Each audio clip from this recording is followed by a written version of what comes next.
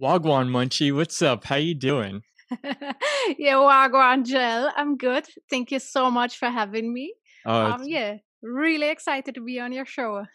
I'm excited to have you on the show. How's this year been for you so far?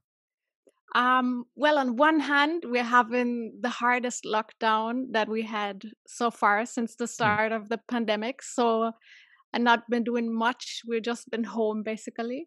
But my husband and I, we have a label and we have a release coming up in February. So work wise, we've been very busy and doing videos and color grading and mixing and all that stuff. So it's been a good year so far. But in terms of the pandemic, it can only get better, I think. I'm glad that you're doing well. And one thing that I've been doing a lot in admiring your career, your interviews. I think you've just Thank released maybe you. your 53rd or 54th interview. One of them recently was with Shaggy. I gotta ask, because you've obviously interviewed so much great, musicians and definitely reggae musicians that I'm huge fans of. So who are some of your favorite interviews that you've had so far? Well, the 50, I think it's 55 or 56. I'm not even sure of myself, but those are basically just of the Wagwan Munchy series, which is one format I have for Reggaeville, the website. But I kept count at some point because I was curious to find out how many there were, and overall, I've done like 500 interviews. Oh, So wow. out of Wow. these, it would be a bit hard. So hopefully, I don't forget someone who's really important. But I think um, what was really one of who was really one of my favorites would have been Lee Scratch Perry, Oh, because man. on the one hand, because of his character, it's a challenge to Oh, yeah. interview him, right? And the first time I interviewed him in 2011, it was really fun, and I think he had fun too because his management kept saying, "Okay, finish, finish," and he just kept talking and talking, and Yeah, he was yeah, all in the interview. It was so yeah, fun, yeah, and he also invited us again for our interview in 2000 and when was it? Just just like 3 years ago. So he yeah. invited us to his home in Jamaica, and that interview was like for 50 minutes or so. I think if it wasn't for us stopping him, he would have just gone on as well. So Oh, that man. was really something special. That was really a vibe. The several times I Oh, interviewed man. him, and I think someone, since me personally, I'm not only interested in Jamaican music, but Jamaica on a whole. I'd Mhm. say producers, people like Bonnie Lee, who sadly passed away last year. He's Yeah.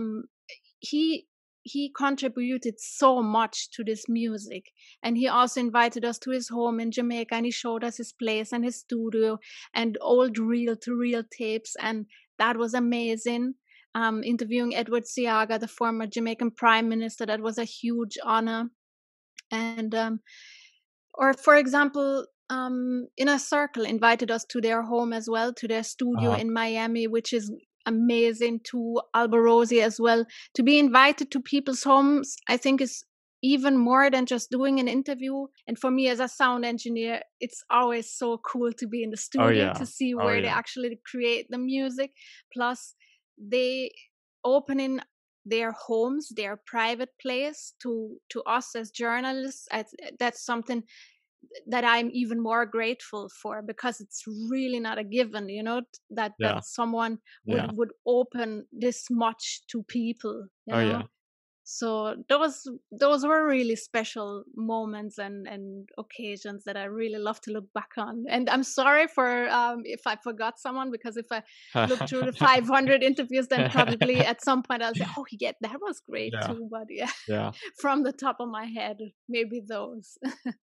I can see why your interviewees would actually be really comfortable, talking with you because you're just so comfortable listening to or talking to. So I can see why someone like Lee Thank Scratch Perry you. would be comfortable inviting you to his own home. But yeah, that must be Thank awesome. you so much. Yeah, yeah, that was really a great experience. Yeah, thank you. Thank you very much. Yeah. So, I mean, you've obviously, like you mentioned, interviewed so much people in your lifetime. Who's one person no longer living that you would have liked to interview? Well, um, although it might sound cliche, then I'd probably say Bob, of course, Mhm. because of the magnitude of his career and his influence. And it would really be interesting for me. I'm interested in people, in humans, not necessarily in just the music or the art they create per se, but really the persona behind all of that. So I would be eager to find out like how he really is, Oh, yeah. as the superstar that he is considered, and that he is, of course. And maybe Jacob Miller, because I'm a huge fan of Jacob Miller. That's why this inner circle thing was also Uh-huh. so important to me Yeah. personally. And I think Jacob Miller is really charismatic. So and maybe some producers, because as said, I'm a sound engineer, so I'm really into the studio works and stuff, and I Yeah. would really love to get a picture of how music was created back in Oh, the yeah. days when there was no pro tools and Oh, no, yeah. when everything was analog and reel to reel tape, and studio bands were there for 10 hours playing one rhythm after another, and it was all Yeah. played live and stuff, Yeah. like Junjulas, King Tubbies, you know people like that would have been really interesting for me personally. Yeah. Anyone, like, non-music related that you would be interested in interviewing? As I said, I'm really interested in Jamaica on a whole, so maybe Mhm. politicians as well. I said I Okay. interviewed Edward Siaga, so of course also the other political side would have been interesting, Yeah. especially when you think about the election in the 80s and the terrible things that were going on in Jamaica and that at that time. Um, in light of that, maybe a politician, Uh-huh. um, historians, yeah, or Mortimer Plano, for example, I think would also be Okay. amazingly interesting. Yeah. You mentioned about the great guests that you would like to have on the program. So, what are some questions you would like to ask? Yeah, I would really like to ask them like how the vibes were in the studio, or let's say on any given day at 56 Hope Road. I would love to get to understand, um, what created the vibe that eventually then resulted in the music that we are still listening to today, that so many people can sing along with. I I oftentimes ask this also, if they in that very moment they created the music, if they had any slight clue of what was going to happen with that music in what 10, 20, 30 years from Uh-huh. then, if they were aware of the magnitude of what they were doing, or if it was just vibes, or Oh, yeah. yeah, I would just like to find out, like, if I was a little mouse in the studio, just peep in to see that, that would have been something I'm very curious about. Huh. You have a big background in interviewing people with Reggaeville and Riddim Magazine, but you mentioned, I guess, you don't have an or previously didn't have a journalism background. So, what got you interested in this kind of career? Well, it kind of came very natural because when I was in my teenage years, I was a huge Michael Jackson fan. Hmm. Like, not only knowing all the lyrics and having all the records, but like not going to school, Yeah. going on a plane, flying to London and sleeping in the street in front of his hotel to see him for like 2 minutes. That type of crazy Yeah. fan, Yeah. Yeah. right? And even at that age, when I was like 14, 15, I started writing for fan club magazines about these adventures, like that, following Michael throughout the world. Uh huh. And from there, I just kind of kept doing that. I'm really an enthusiast. I'm a fan. That's what I still consider myself first and foremost. Yeah. And I love reggae. Reggae is my life. So it's really just a natural thing. That's something I can do. I wanted to do something to contribute to reggae, and I Uh huh. cannot sing and Yeah. I Yeah. cannot play an instrument well. So, but talking and writing, that's not too bad. So Yeah. that's what I'm doing. Yeah. Yeah, yeah. You do a great job with it. I mean, you have Wagwan Thank Munchy, you. which you're, like I said, you're awesome at. And I would say I've always admired your interviewing skills. I mean, since I've started this program, I obviously have, interviewed people, but you're one person that I've said I've always admired your interviewing skills. And I mean, Wow. just like watching your videos and when you write your articles too, I guess since college I've been following you, which just goes back a little Wow. while back, but you're awesome. Yeah, you're amazing at what you do. Wow, thank you so much. Wow. Mhm. I don't even know what to say, but that's really a great compliment. Thank you so much. I mentioned like an interviewer I admire. So, who are some interviewers you admire? Well, I would say probably there are many of my fellow colleagues, really. Um, and I have to say this or now, sorry if forget someone now, but if, I would say probably Marcus Hauptmann, who is really the one person from Riddim Magazine and Reggaeville who had always helped me, who did camera and who was actually the first interviewer for video Hmm. interviews at Reggaeville before I came. And he was then the one asking me, don't you want to do it? Because I don't feel so Yeah, yeah, comfortable. He has always encouraged me, and he's a wonderful writer. He's an amazing writer, and he knows so much. And so does Angus Taylor, for example, who's also a fellow colleague of mine from Reggaeville. He's a walking encyclopedia. And when I hmm, read his questions, I'm like, whoa, I wish I could ask these awesome questions, you know? yeah, Or yeah, Gardy Stein, for example, when you read her yeah, reviews and her articles, she writes it with all her heart. You can yeah, really feel it. That's something I really admire. You can really feel her enthusiasm and her passion. And of yeah, course, Anne and Pete, for example, from Riddim Magazine, the editors in chief, and they are also, I think all of us that I mentioned, and then even beyond the journalism, people like Julian Schmidt of Reggaeville, or Björn, or Kai, or Helmut Phillips, all people that work for Riddim, for Reggaeville, also Danny Creator of World of Reggae, which maybe some people think World of Reggae and Reggaeville is a competition, but Danny and I have can share so many funny memories, and it's yeah, absolutely not like that.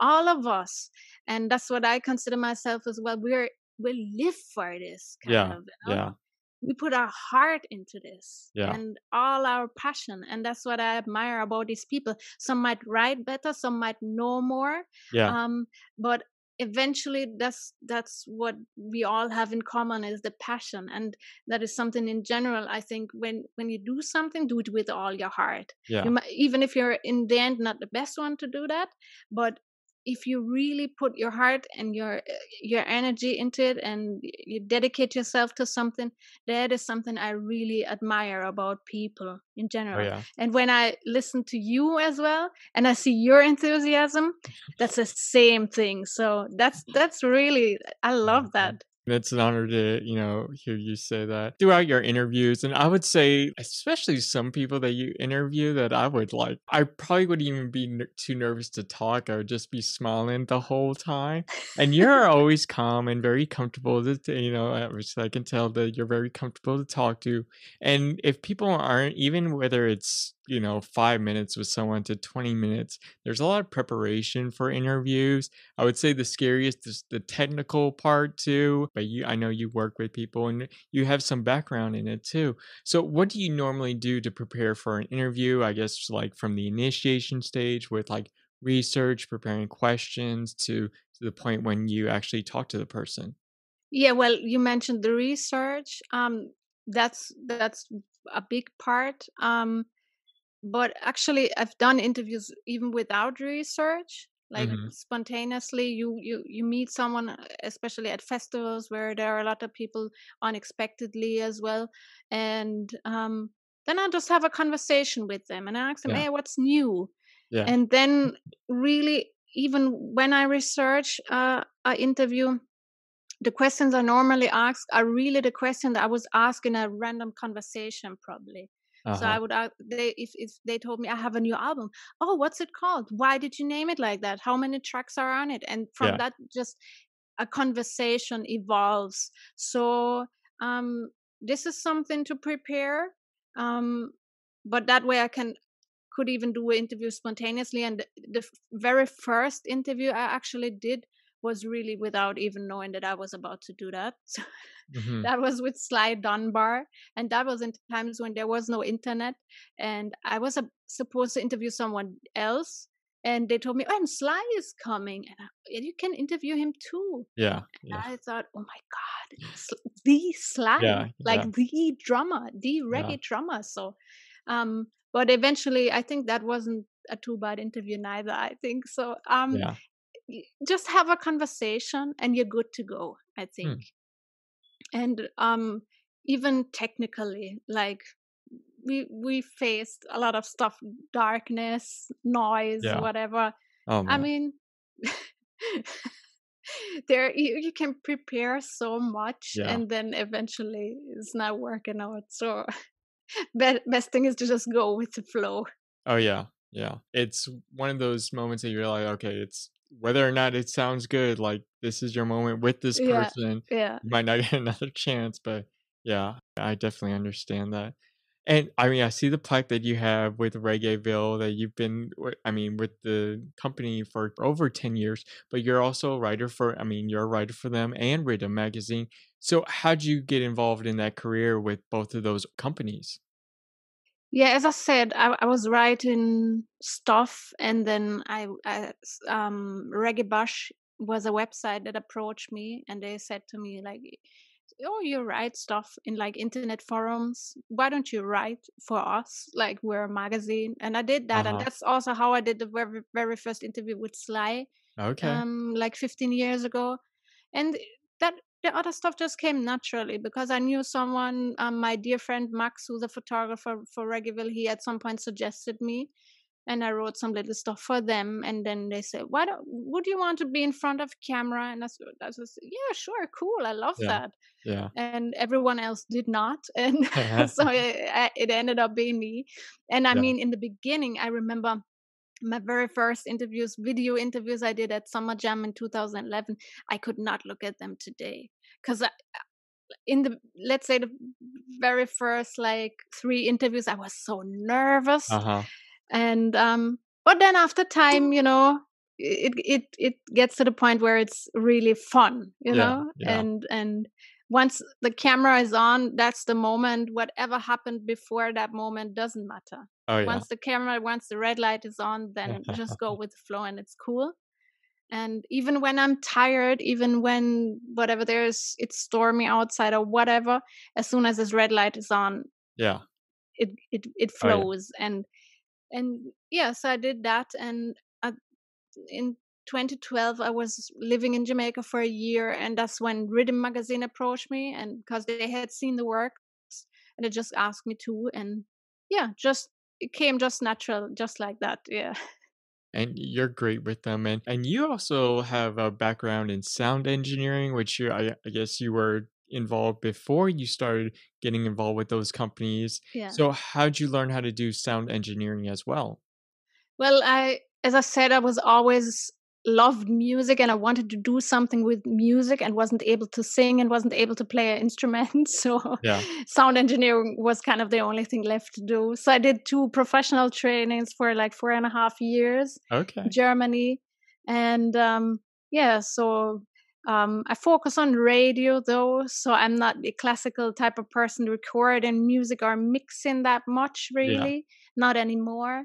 More like the spoken word and the technical aspect of it. Mhm. But yeah, it's definitely a passion that I still have. And uh, also did a training as a media designer. That's what it's called over here, for audio and video. So Okay. that's why I can also do the music videos and stuff. I'm constantly learning also myself Yeah, and yeah. developing that further. Yeah, but I've always been a person that wanted to express herself creatively, and that's what I can do through videos and also through the audio stuff. And yeah.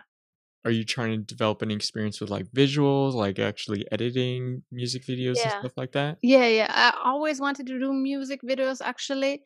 At a point about 10 years ago or so, I'd say, where music videos weren't that big in Jamaica as yet, where not everybody had them like it is now.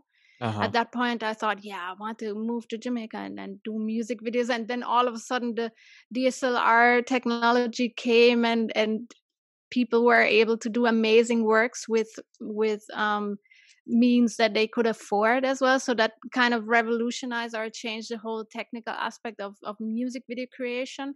So Yeah. I just got into that now a few years back. So I did some music videos, Okay. and editing, camera, and all of that. So yeah, but Oh, it's wow. constantly a learning process. Yeah, exactly. But yeah, that's something I do as well, right? Munchy, you're a renaissance woman. Like you seem like you know. Yeah, well, as I said, for everybody's sake, not the singing or the playing Oh of yeah. instruments. Yeah. Yeah. Well, I mean, with COVID, a lot of people are doing like DIY stuff and learning stuff on their own. So this might be your year. 2021 is the year of the Munchie. Yeah, well, yeah, hopefully even beyond that. Oh Yeah, yeah. definitely. Oh Yeah. yeah. Oh yeah. And you mentioned having a music label. So what's your involvement with that? Yeah, Real People Music, that's the label that my husband and I have. He's a German as well. We met in Uh-huh. Jamaica though, so that shows I think Okay. that we share the same Yeah. enthusiasm. I think Yeah. he knows even more about reggae than I do, Oh, so he wow. would really teach me Oh, stuff. Yeah, like he would play music and I'd say, okay, he played drums and this person played that, and it was recorded in XYZ studio and so yeah. forth. Yeah. And so he's a drummer and he composes and produces music for years now. And so he had that music, and Okay. I had the media design knowledge. So I said I wanted to do music videos anyway, Yeah. and I can do graphics, and Yeah.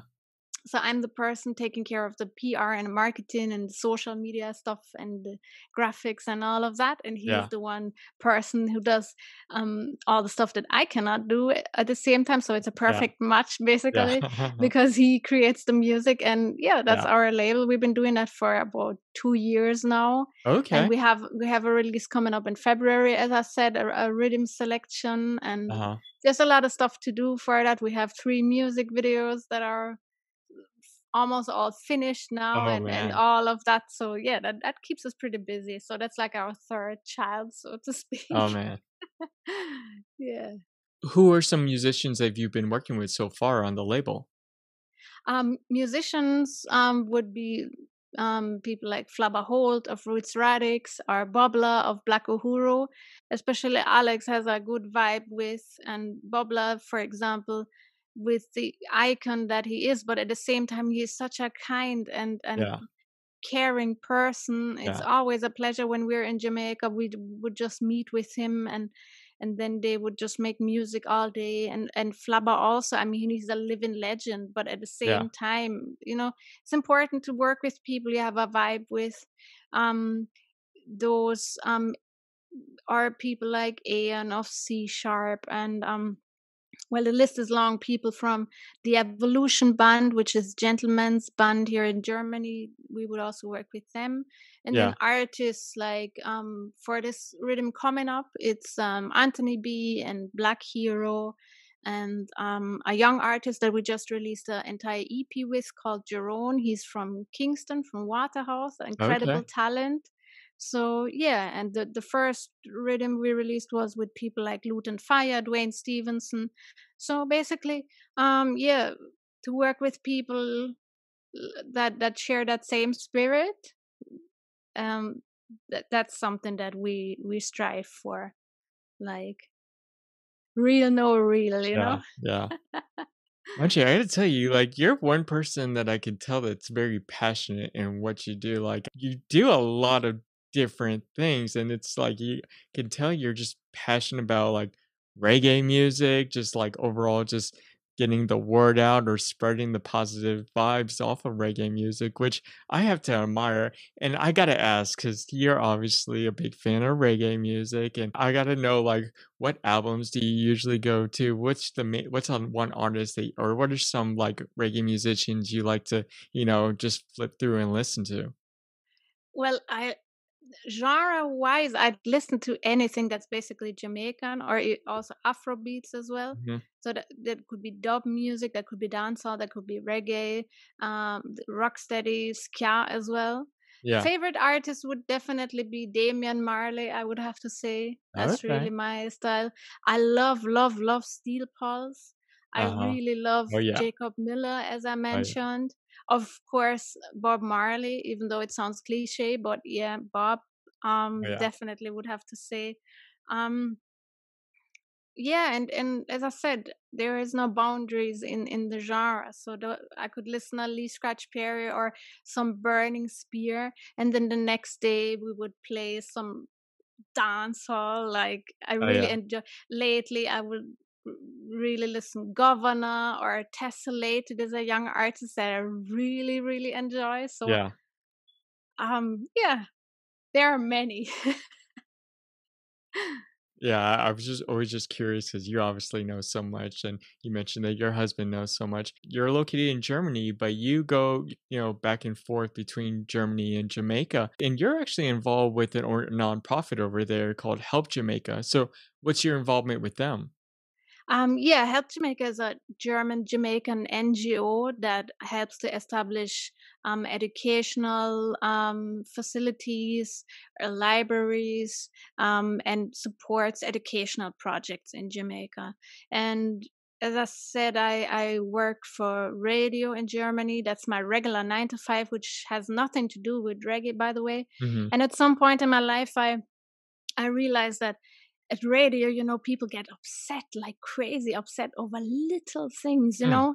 little things that in real life don't matter. Yeah, What yeah, matters is you need a roof on your over your head, and you need food and water and things like that. And those people got upset over little things. And I reached a point in my life in 2011 where I said to myself, I really want to do something that matters. yeah, That's not just you know whether it's loud enough, or there was no dropout at some point, but yeah, really do something for other people. So I came across the organization and I said to them, listen, I was traveling to Jamaica for about 10 years before that, yeah, and I always wanted to spend a longer period of time. So I said, listen, I really want to go to Jamaica for a longer time, for like a year or so.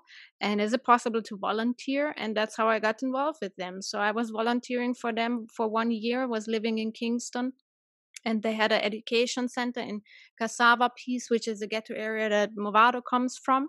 So I was there volunteering for a year, and it was a wonderful experience yeah, because yeah, to help children that some of them can't even afford a pencil or a sharpener. yeah, That's a whole different world yeah, for someone coming from Germany. So yeah, that was was for me also a very important experience.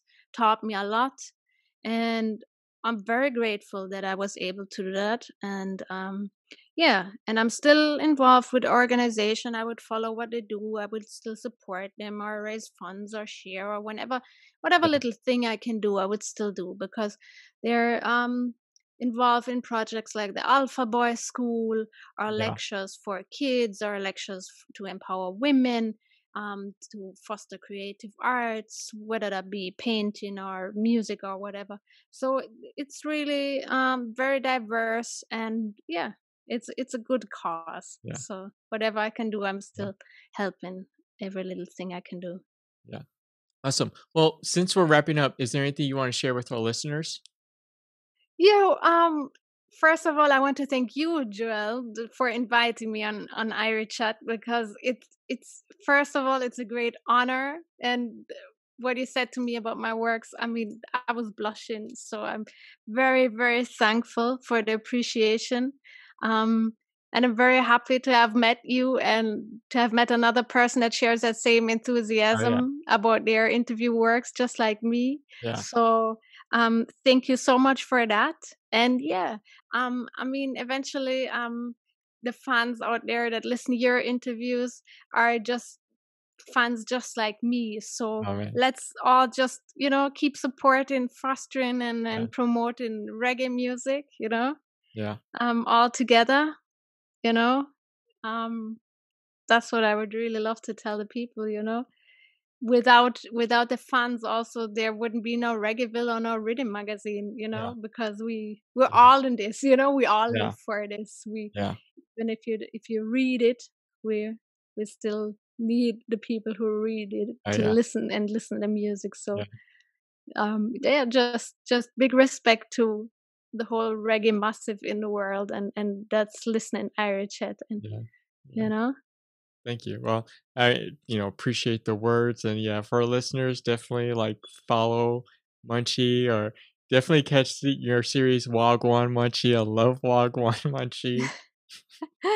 Thank you so Yeah. much. I'm gonna catch every episode every time you come out with a new one, but Wow, appreciate thank this you. from the bottom of my heart. But Munchy, thank you so much for joining us in Irie Chat, and best of luck on everything. Yes, same to you, Joel. Thank you so much for having me. All the very best to you as well.